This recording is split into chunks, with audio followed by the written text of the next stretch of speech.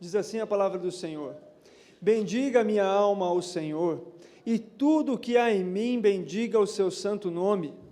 Bendiga minha alma ao Senhor, e não se esqueça de nenhum só de seus benefícios. É Ele quem perdoa todas as suas iniquidades, quem cura todas as suas enfermidades, quem da cova redime a sua vida e coroa você de graça e misericórdia. É Ele que enche de bens a sua vida, de modo que a sua mocidade se renova como a da águia. O Senhor faz justiça e julga todos os oprimidos. Manifestou seus caminhos a Moisés e seus feitos aos filhos de Israel. O Senhor é compassivo e bondoso, tardio em irar-se e rico em bondade. Não repreende perpetuamente, nem conserva para sempre a sua ira. Não nos trata segundo os nossos pecados, nem nos retribui conforme as nossas iniquidades. Pois quanto o céu se eleva acima da terra, assim é grande a sua misericórdia para com os que o temem. Quanto o Oriente está longe do Ocidente, assim Ele afasta de nós as nossas transgressões. Como um pai se compadece de seus filhos, assim o Senhor se compadece dos que o temem, pois Ele conhece a nossa estrutura e sabe que somos pó. Quanto ao ser humano, os seus dias são como a relva. Como a flor do campo, assim ele floresce, mas soprando nela o vento, desaparece e não conhecerá daí em diante o seu lugar. Mas a misericórdia do Senhor é de eternidade a eternidade sobre os que o temem, e a sua justiça sobre os filhos dos filhos, para com os que guardam a sua aliança e para com os que se lembram de seus preceitos e os cumprem. Nos céus o Senhor estabeleceu o seu trono, e o seu reino domina sobre tudo. Bendigam o Senhor os seus anjos, valorosos em poder, que executam suas ordens e lhe obedecem à palavra. Bendigam o Senhor todos os seus exércitos, ministros seus, que fazem a sua vontade. Bendigam o Senhor todas as suas obras, em todos os lugares do seu domínio. Bendiga minha alma o Senhor. Pai, nós bendizemos o teu nome, Deus, porque diante da tua grandeza, da tua majestade, Senhor, nós não temos outra reação possível a não ser bendizer o Senhor. Estamos aqui nessa noite, Pai, cantando canções a Ti, elevando nossas orações a Ti, e agora, Pai, queremos que a Tua palavra fale conosco, assim como já tem falado, que o Senhor ministre as nossas vidas, traga o consolo que vem por meio do Teu Espírito, e que possamos olhar para Cristo Jesus, nosso Senhor, mais uma vez, com os olhos desejosos de ver a sua beleza, Pai, em nome de Jesus. Amém, amém. Pode se sentar. A gente estava cantando agora há pouco essa linda canção, antiga, mas que parece que é sempre nova, é sempre muito bom cantá-la. E o refrão dessa canção diz assim: poderoso Deus, poderoso Deus, poderoso Deus, minha alma anseia por Ti. E parece que existem alguns momentos de nossa vida que essa canção parece que faz um sentido a mais para nós, parece que faz um eco no nosso coração. Normalmente, ou é quando a gente está experimentando a presença de Deus no dia a dia, e a gente quer mais da presença do Senhor, porque aquilo é gostoso, aquilo é bom, e a gente quer desfrutar mais. Mas existe um momento em que essa canção faz ainda mais sentido, e toca mais profundamente o nosso coração, ao ponto desse refrão não sair das nossas palavras, não sair da garganta, sair do coração, que é no momento que nós sofremos, no momento que nós estamos angustiados, aflitos, no momento em que nós estamos passando por tribulações. Nesse momento, o nosso grito de minha alma anseia por Ti é diferente. Você com certeza já experimentou isso na sua vida e já sabe que a vida cristã possui muitas aflições, possui muitas tribulações. E a nossa tendência normalmente é questionar, normalmente é desconfiar, não entender, mas tem uma reação diferente que é possível? Jesus nos diz que sim. Ele diz em João 16:33 que neste mundo nós vamos ter aflições, viu? Todo mundo sabe. Mas tem de bom ânimo, eu venci o mundo. Como ter ânimo na aflição? Como ficar feliz e se gloriar em Deus quando a gente passa por dificuldades? a gente precisa primeiro entender que a confiança em Deus não é a ausência de sofrimento.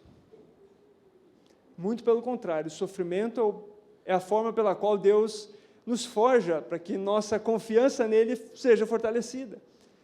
E o texto de hoje, esse salmo lindo, lindo, lindo, vai nos ensinar como nós podemos nos alegrar em Deus em meio ao sofrimento. E também, não só se alegrar, mas louvá-lo, bendizer o nome dele, mesmo quando estamos sofrendo. Esse salmo, irmãos, ele tem 4 partes. A primeira delas é um louvor pelas bênçãos que o salmista recebeu pessoalmente. Depois ele vai louvar a Deus pelas bênçãos que o povo de Deus tinha recebido. Depois ele vai louvar a Deus pelo seu grande amor. E depois ele vai convidar toda a criação e os seres celestes para bendizer o Senhor em um louvor universal. Nós vamos passar versículo a versículo, então se você está com a sua Bíblia aí na sua mão, abre ela no Salmo 103, nós vamos um por um dos versículos, meditando nesse texto que o Senhor tem a ministrar no nosso coração.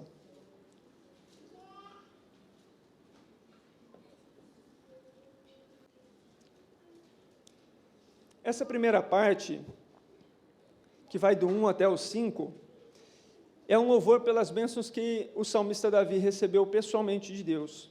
Ele começa dizendo: bendiga minha alma o Senhor, e tudo que há em mim bendiga o seu santo nome. Primeiro ele se convoca para adorar a Deus. E aqui já cabe uma reflexão de cara. Como estava o teu coração hoje para vir ao culto ao Senhor e render adoração a Deus? Medita um pouquinho nisso. Antes de sair de casa, você estava intencionalmente vindo aqui com o propósito de adorar a Deus? Ou era um compromisso na sua agenda? Essa é uma reflexão importantíssima para a gente seguir com esse salmo. Como estava o seu coração? O salmista, ele inclusive diz assim: tudo que há em mim bendiga o seu santo nome, uma adoração integral ao Senhor. É uma adoração que envolve pensamentos, emoções, vontade, memória, gestos, voz, palmas, tudo que há em mim, tudo que eu posso fazer, tudo que eu tenho que é possível entregar, bendiga ao Senhor. E quando a gente está aqui adorando a Deus, a depender da nossa entrega interior, a nossa entrega exterior também acontece. Cada um do seu jeito, uns mais comedidos, outros mais expansivos, mas é impossível o nosso corpo ficar calado quando o nosso coração está gritando. Quando o nosso coração grita pelo Senhor e clama pelo Senhor, o nosso corpo responde. O nosso corpo também manifesta esse clamor, seja com choro, seja com gemidos, seja com palmas, seja com gritos de expressão de louvor a Deus. Então fique muito à vontade se você quiser glorificar o nome do Senhor, enquanto estiver ouvindo esse salmo, porque é isso que o Senhor espera de nós, louvor ao seu santo nome. Amém? O verso 2 diz: bendiga minha alma o Senhor, e não se esqueça de nenhum só de seus benefícios. Novamente o salmista convoca a si mesmo para bendizer o Senhor, e a gente sempre precisa se recordar de bendizer ao Senhor. Aqui ele alerta a si mesmo para não se esquecer de nenhum dos benefícios que Deus tinha dado a ele. Essa palavrinha esquecer, na verdade, ela pode ser traduzida como ignorar. Não ignore nenhuma de suas bênçãos. Não viva como se não tivesse recebido bênção alguma do Senhor. É isso que o salmista está dizendo para si mesmo. Porque às vezes acontece isso. Às vezes a gente vive a nossa vida no dia a dia, se esquecendo, ignorando as bênçãos que Deus já nos deu. E que bênçãos são essas? Não são simplesmente bênçãos financeiras, olha só, é muito maior que isso. O verso 3, ele vai detalhar essas bênçãos, ele diz assim: ele é quem perdoa todas as suas iniquidades, quem cura todas as suas enfermidades, quem da cova redime a sua vida e coroa você de graça e misericórdia. É Ele quem enche de bens a sua vida, de modo que a sua mocidade se renova como a da águia. No contexto do salmista, a gente não sabe em que momento que ele estava vivendo, qual o momento da vida de Davi que ele escreveu esse salmo, mas nós podemos trazer, através desse texto, um pouquinho dessa situação. Primeiro, provavelmente ele tinha pecado contra o Senhor, porque a primeira coisa que ele detalha diante de Deus não era uma perseguição dos seus inimigos, não era uma cura física, a primeira coisa que ele detalha é o seguinte: o perdão dos pecados. Com certeza, o salmista estava vivendo alguma situação problemática, ou estava saindo de uma situação problemática por conta de um pecado que ele havia cometido, um ou mais, né? E é claro que esse momento envolvia angústia, enfermidade, como consequência desse pecado. E é provável que essa enfermidade fosse grave ao ponto de levá-lo quase à morte. Ele diz que da cova redimiste a minha vida. Ou seja, eu estava à beira da morte, mas o Senhor me libertou. Com certeza também ele estava desanimado e o Senhor deu um renovo a ele, como diz a ilustração da águia, né? Assim como a águia, ele foi renovado. E ele relatou essas bênçãos. Ele diz: fui perdoado, fui curado, o Senhor me livrou da morte, o Senhor estendeu graça e misericórdia, o Senhor me renovou como a águia. E aí eu te pergunto, você já recebeu bênçãos semelhantes como essas? Você recebeu o perdão de todos os seus pecados? Já entregou sua vida a Cristo? Já foi perdoado? Tem convicção desse perdão? Tem ou não? Sim. Glórias a Deus. Você já recebeu cura para alguma enfermidade do seu corpo? Já? Glória a Deus por isso. Já foi livre da morte em algum momento? Já recebeu graça, misericórdia da parte do Senhor, no momento em que mais precisava de mais angústia? Já recebeu restauração do vigor físico alguma vez? Pela ação de Deus? Vigor emocional? Irmãos, louvemos ao Senhor. É isso que o salmista está fazendo. Louvemos ao Senhor. Como que isso impacta a nossa vida? A gente se lembra disso frequentemente? Isso chega a afetar a forma como nós vivemos? Ou nós simplesmente nos esquecemos dos benefícios que Deus já nos deu? É essa a questão dessa primeira parte deste salmo. Bendiga ao Senhor minha alma, não se esqueça de nenhuma de suas bênçãos. Com certeza, enquanto eu fazia uma pergunta para você, você lembrava de alguma situação que você já passou e Deus interviu. É isso mesmo, lembre-se disso, não se esqueça disso, dia após dia, e louve ao Senhor por isso. Encontre esperança nessas lembranças, pois Deus não mudou, e o Deus que fez ontem é o mesmo hoje, é o mesmo amanhã, Ele vai continuar fazendo. Amém? E aí o salmista, nessa busca por louvar ao Senhor, ele começa a louvar por aquilo que eram bênçãos que o Senhor tinha dado ao povo de Israel. No verso 6 ao 10, nós vemos essas bênçãos. Ele diz no verso 6, que o Senhor faz justiça e julga todos os oprimidos. Ele traz à tona a perfeita justiça de Deus, o amparo de Deus para aqueles que sofrem, para aqueles que são oprimidos. Ele defende a causa deles.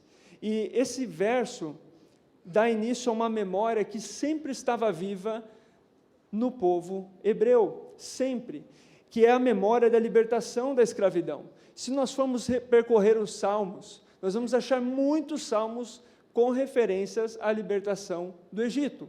Se nós formos ver os profetas e ler os textos dos profetas, vamos ver muitas referências à libertação lá do Egito. Se nós formos ver os livros históricos, antes de Salmos, nós vamos ver que sempre o Senhor falava e recordava o povo dos seus feitos lá no Egito. Então, é uma memória que trazia esperança para o povo judeu. E o salmista começa, no verso 6, introduzindo essa memória, porque o povo de Israel estava sendo oprimido lá no Egito por mais de 400 anos, por cerca de 400 anos. E aí o que o Senhor fez? O Senhor levantou Moisés para libertar o seu povo. Deus escuta a causa dos oprimidos, Ele defende a causa dos oprimidos. Olha o que ele diz no verso 7, manifestou os seus caminhos a Moisés e os seus feitos aos filhos de Israel. Deus socorreu o seu povo, Ele guiou o seu povo, manifestou os seus caminhos a Moisés, Ele operou milagres pelo seu povo, manifestou os seus feitos aos filhos de Israel. Deus, Ele já havia libertado esse povo há muito tempo antes, mas essa memória sempre estava sendo conservada. E assim nós também precisamos conservar a nossa memória enquanto povo de Deus, porque Deus nos dá bênçãos. Quantas pessoas aqui estavam desde o início da igreja aqui em Cafelândia? Levanta a mão aí. São poucas pessoas, mas a memória está sendo conservada. Vocês que estão há muito tempo aqui, que acompanharam todo o crescimento da igreja, têm que sempre recordar isso aos outros irmãos. Por quê? Porque é memória da bênção do Senhor sobre o seu povo. Já já vai ter um templo lindo e maravilhoso, novinho, mas vocês viveram essa época aqui. Vocês vão precisar lembrar de toda a reforma, o trabalhão que deu, como foi bom depois entrar no templo reformadinho, tudo bonitinho. Sabe, isso são memórias da bênção de Deus sobre o seu povo.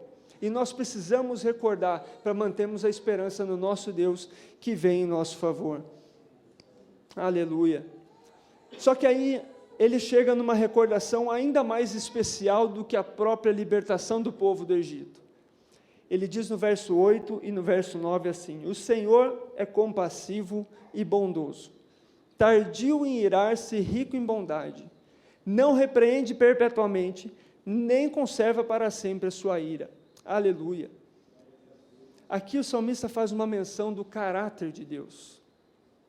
E isso porque Deus havia se revelado desta maneira, lá no Monte Sinai, quando o povo recém tinha saído do Egito. Se nós formos recordar, bom, abra sua Bíblia aí comigo, lá em Êxodo 34, nós precisamos ler esse texto, porque esse texto é muito importante para a gente entender o caráter de Deus. Por vezes, irmãos, a nossa vida, durante o nosso sofrimento nessa vida, a gente acaba tendo reações que não seriam as mais corretas, porque falta a nós enxergarmos qual é o verdadeiro caráter do Senhor.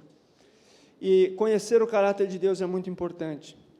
Êxodo 34, 4 ao 8 diz assim, olha só, antes de a gente ler, Moisés tinha dado a lei ao povo, Deus tinha se revelado a Moisés lá no Monte Sinai, Moisés escreveu tudo bonitinho lá, conforme Deus ordenou, desceu para dar a lei para o povo, para construir o tabernáculo, e o que ele encontra? Um bezerro de ouro. E aí ele destrói aquele bezerro de ouro, e ele começa a ter uma conversa com Deus. E ele fala: Senhor, o Senhor me falou para guiar esse povo, agora me dá sinais que o Senhor vai nos guiar. E Deus falou: eu irei adiante de você.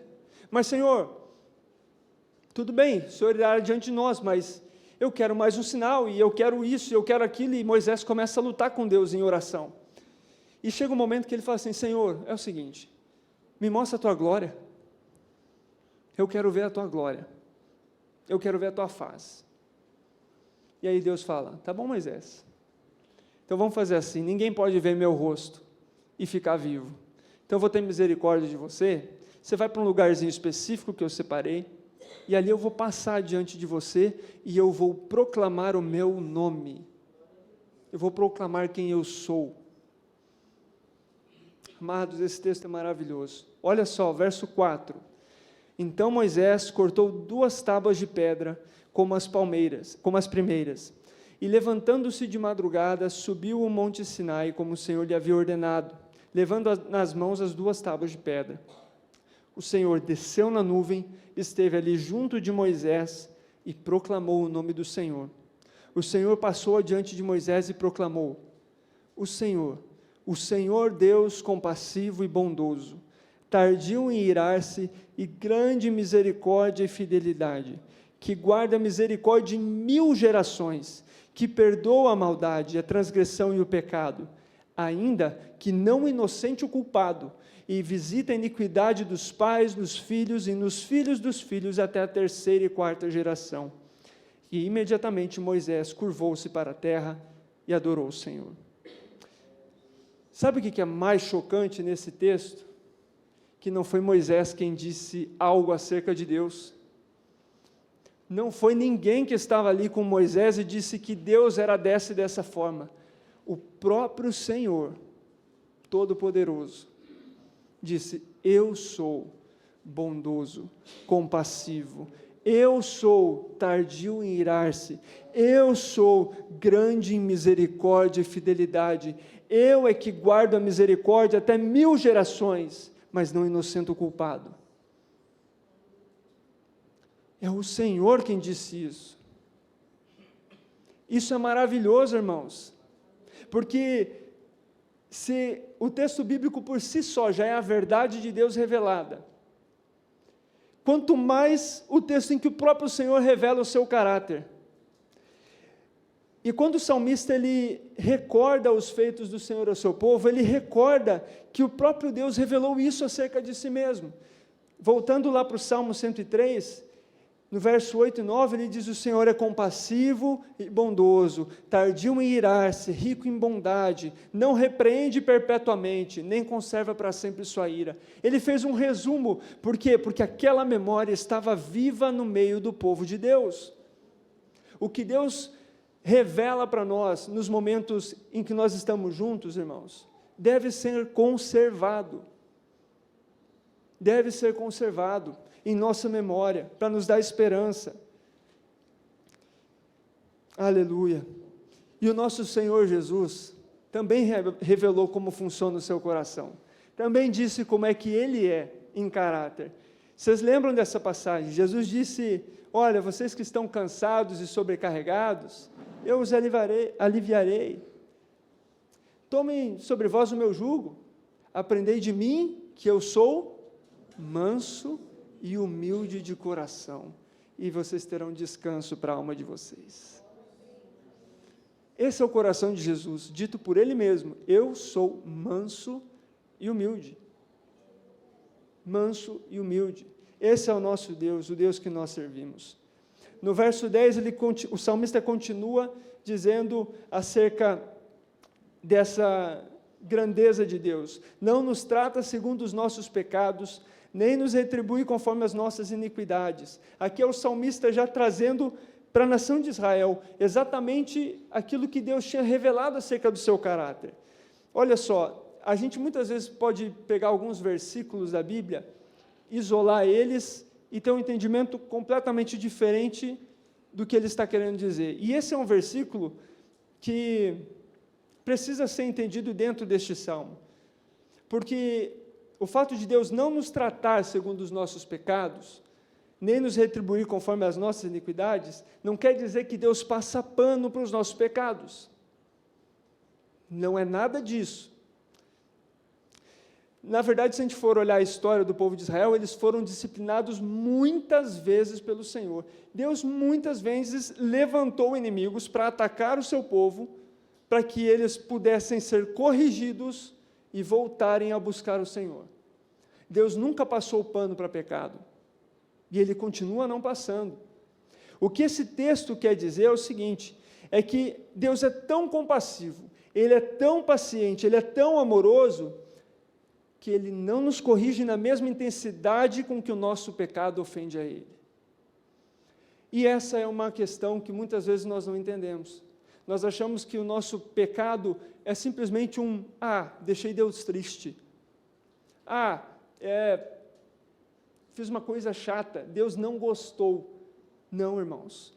Pecado é uma ofensa a Deus. Eu gosto muito de uma ilustração da pedra, que eu ouvi uma certa vez, que muitas vezes a gente olha para o pecado como, só uma mentirinha, né? Só para fazer uma festinha de aniversário, uma mentirinha pode. Ou, nossa, isso não é como um adultério, por exemplo. A gente costuma comparar pecados. Mas deixa eu te perguntar, se vem alguém que você ama, pega uma pedra grande e arremessa contra você, qual que é o sentimento que você tem em relação àquela situação? Poxa, a pessoa teve a audácia de jogar uma pedra em mim. Agora, se essa pessoa pega uma pedra pequena, mas mesmo assim ataca com raiva em você, qual que é o sentimento? É o mesmo. O impacto é diferente. Não que Deus seja impactado pelo nosso pecado, mas a ênfase disso é na ofensa. O nosso pecado, por menor que ele seja, ele ofende ao Senhor. E ofende de tal forma que, se não fossem as misericórdias do Senhor, nós já estaríamos consumidos, mortos, destruídos. mas o Senhor é rico em bondade e misericórdia. Aleluia, aleluia. O que está na cabeça do salmista é essa história do povo de Israel, é esse caráter de Deus ao longo da história do povo. E Deus corrigiu o seu povo várias vezes, porque Ele é um Deus paciente, Ele tolerava, chegava um momento Ele corrigia. Ele perdoava, mas Ele corrigia, sempre com o propósito de restaurá-los à comunhão com Ele, sempre com o propósito de trazê-los de volta ao lugar da bênção, sempre com o propósito de revelar a eles novamente a sua bondade, a sua presença. O povo que era rebelde, mas Deus era fiel à sua aliança, Ele era fiel e continua fiel ao seu povo. Amados, Deus, Ele muitas vezes vai tolerando, mas Ele vai nos corrigir por isso, Ele não tolera o pecado. Ele muitas vezes usa de sua paciência, mas chega um momento em que Ele vai nos corrigir. Isso não é uma questão que nós podemos dizer assim, pequei e amanhã vou ter a correção. Não, não é previsível muitas vezes, mas o Senhor, Ele corrige seus filhos, assim como um pai corrige seu filho. Você consegue lembrar de alguma correção do Senhor na sua vida?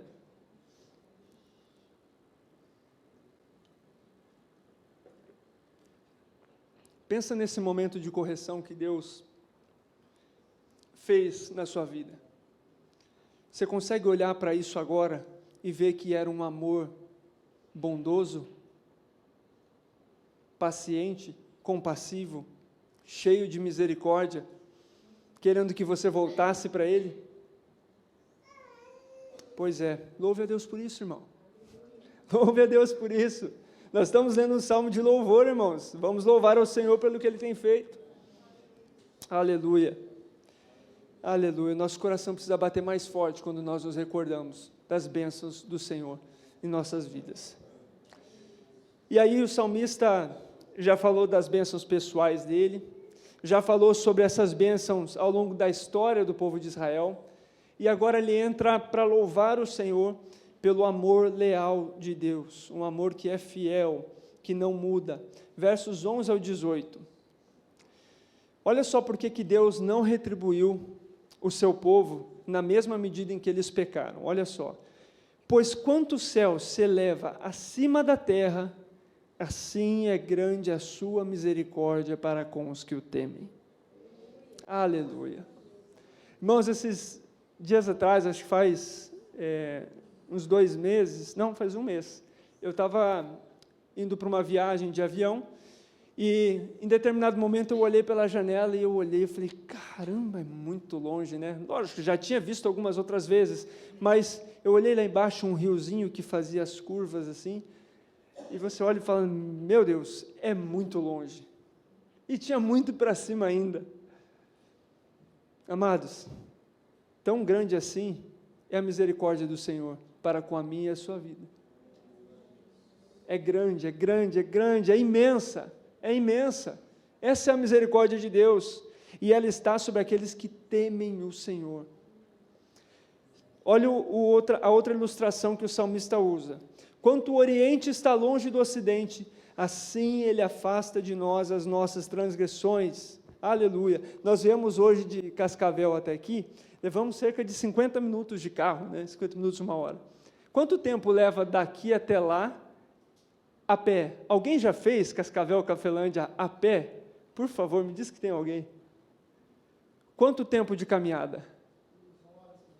10 horas? 3 horas. Ok, se fosse 10 eu ia falar que estava na marcha lenta. 3 horas. Tá bom, vamos ali na média, 5, vamos dizer que seja 4, 5 horas. Irmãos, nós estamos falando de uma quantia de quantos km? Tá bom, só 50 km. Quanto tempo leva para você ir de a pé do Oriente ao Ocidente? De um lado do planeta a outro. Já parou para pensar nisso? Não, né? Nem precisa fazer contas, que gosta de matemática. Assim Deus afasta para longe de nós as nossas transgressões. Amados, tem que sair um louvor da nossa boca. Tem que sair um glória a Deus da nossa boca. Amados, olha a distância para onde Deus joga os nossos pecados. Quem busca os nossos pecados no passado somos nós mesmos, sabe? Depois que nós nos arrependemos e o Senhor nos perdoou, Ele esqueceu, Ele afastou tão longe que Ele não olha mais para isso. Eu e você que olhamos para trás e ficamos, puxa vida, mas é que eu, lá no passado, esquece isso, Deus já esqueceu, você já se arrependeu? Já foi perdoado? Esqueça, o Senhor afastou isso para muito longe de você. Graças a Deus por isso, graças a Deus. E se você está esmagado por uma angústia na sua alma, por conta de algum pecado que você ainda não está convicto do perdão de Deus, essa é a noite para você olhar para esse Deus que é rico em bondade e misericórdia, e se entregar a Ele e falar, Senhor, essa angústia precisa sair, eu não aguento mais, e aí dizer, a minha alma anseia por Ti, Deus. Esse é o momento, essa é a noite para isso, amados. Ele é paciente e quer perdoar os seus filhos. Inclusive, falando em filhos, olha a próxima ilustração, no verso 13, como um pai se compadece de seus filhos, assim o Senhor se compadece dos que o temem. Um pai ou uma mãe vai deixar de amar o filho por ter que corrigir o filho? De forma alguma. Eu estou aprendendo isso na prática agora, e hoje eu até comentei com a Ângela, vou usar uma situação da Ágata de hoje à tarde como ilustração. Eu estava terminando de revisar o texto, e aí ela quis comer iogurte, e quis comer sozinha aqueles iogurte para pegar com colher. E eu vendo que ia derrubar bastante, eu falei, não, filho, o papai vai te dar. Não, papai, consegue eu, tá bom, vai lá sozinha. E eu olhando, e ela vai a primeira e pinga. Ó, pai, pingou. Deixa o papai limpar. Foi outra, daqui a pouco derramou bastante, foi derramando, e eu, deixa que o papai te ajude. Não, pai, consegue eu, tá bom. E continuou comendo, chegou um momento que ela viu que estava tão lambuzada, que ela falou assim, pai, ajuda, pai. E eu olhei aquilo, eu falei, nossa, eu sou igualzinho. Deus, deixa comigo. Deus, eu dou conta. Chega uma hora que a caca está tão grande que a gente fala, Senhor, eu não dou conta mais, eu não aguento. Tem misericórdia de mim, eu não consigo mais, Senhor. É ou não é assim, irmãos? Mas Ele olha com a mesma ternura, ou melhor, muito maior ternura, que eu olhei para minha filha, entendeu? Eu vi que ia dar errado, eu estava pronto a ajudar, pronto a socorrer, e no exato momento que ela me pediu ajuda, eu a socorri e a ajudei. E assim Deus está conosco, ou melhor, muito mais para conosco. Amados, assim como um pai se compadece de seus filhos, o Senhor se compadece dos que o temem. Aleluia! Pois Ele conhece a nossa estrutura e sabe que somos pó. À primeira vista, a gente pode olhar para esse versículo e também tirar ele do contexto e falar, Deus sabe que eu sou pó, né? Deus sabe que eu sou pecador, que eu sou frágil, e usar isso como muleta para pecar.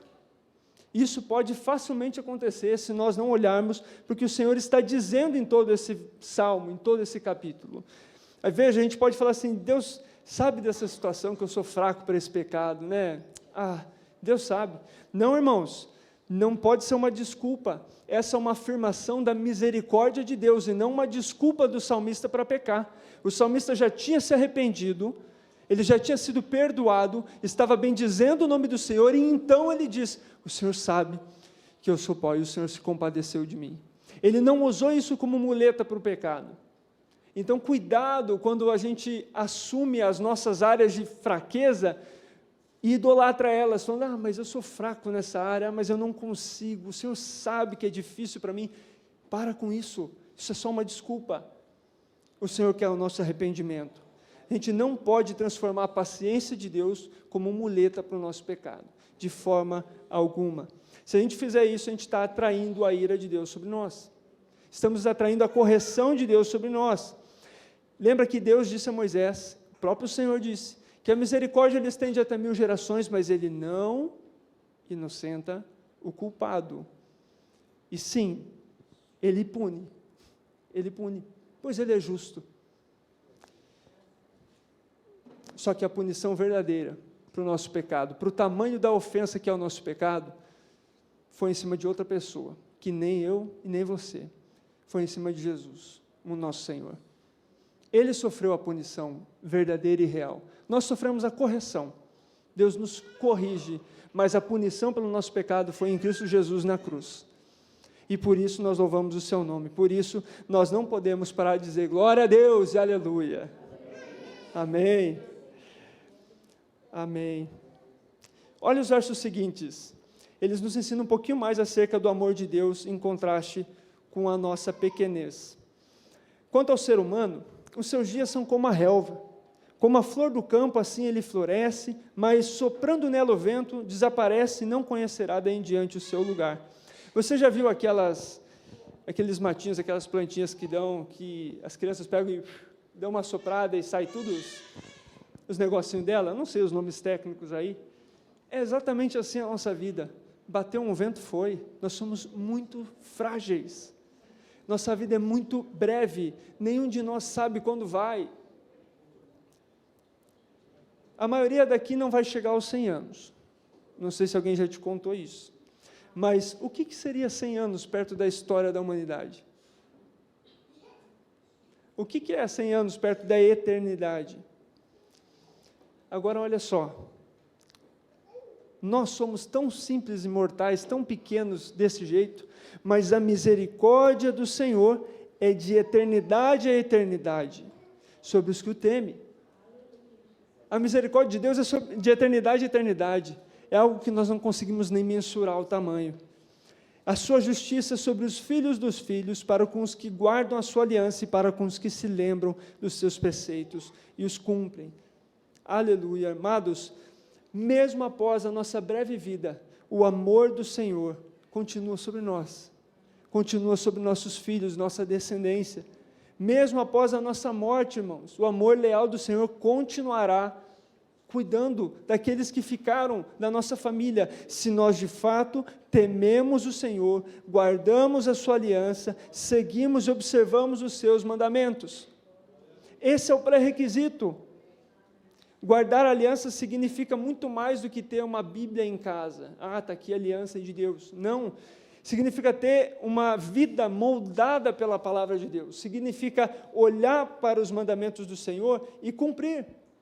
Nós lemos agora há pouco no verso 14 que o Senhor sabe que nós somos pó. Ele sabe que nós vamos quebrar seus mandamentos, que nós vamos pecar, mas o que está em jogo não é simplesmente se nós vamos fazer exatamente tudo o que está ali ou não. O que está em jogo é o nosso coração. Deus não quer robozinhos que obedeçam de qualquer jeito e simplesmente obedeçam, senão Ele nos teria feito assim. Deus, Ele quer filhos que amem a Ele de todo o coração. O que está em jogo é o meu amor pelo Senhor, é o seu amor pelo Senhor. Na verdade, isso tudo é uma resposta, porque Deus nos amou primeiro. Então nós amamos a Ele, e porque amamos a Ele, obedecemos, e não o contrário. Você não obedece a Deus para merecer o amor de Deus, não. Isso está errado. A Bíblia não diz isso. A Bíblia diz que você primeiro recebe o amor do Senhor, depois você passa a amá-lo, e passa a obedecê-lo, porque você o ama. É assim que funcionam as coisas no Evangelho. E por último, o salmista ele vai então chamar toda a criação para um louvor universal. Verso 19 diz: nos céus o Senhor estabeleceu o seu trono, e o seu reino domina sobre tudo. Bendigam o Senhor os seus anjos, valorosos em poder, que executam suas ordens e lhe obedecem à palavra. Bendigam o Senhor todos os seus exércitos, ministros seus, que fazem a sua vontade. Bendigam o Senhor todas as suas obras, ou criação, em todos os lugares do seu domínio. Bendiga minha alma o Senhor. Graças a Deus. Amados, esses versos parecem um pouco deslocados de tudo que o salmista está dizendo, mas não são não, tá? Porque nesses versos reside uma esperança maravilhosa. Por ora, nós estamos aqui louvando a Deus, cultuando, domingo após domingo, vocês aqui, eu em Cascavel, né? Mas nós estamos, ao mesmo tempo, cultuando ao Senhor, todo domingo. Só que, em outra esfera, na esfera cósmica, celestial, os anjos estão adorando o Senhor sem cessar. Os ministros do Senhor, a criação do Senhor está louvando o Senhor. Agora, haverá um dia em que tudo isso será unido em um só coro e uma só voz.